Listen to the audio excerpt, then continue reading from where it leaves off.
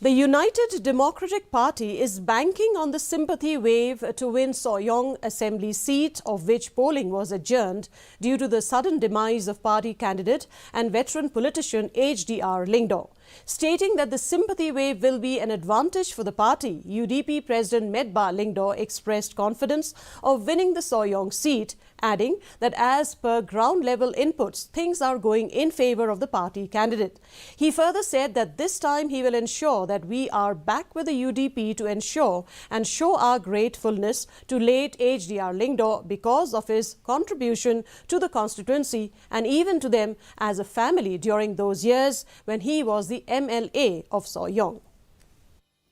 We will ensure that even we voted for, we were with a different political party, but this time we'll ensure that we are back with the UDP to ensure that we would like to see, show our gratefulness to late HDR Lingdo because of his contribution to the constituency and even to them also as family, in this during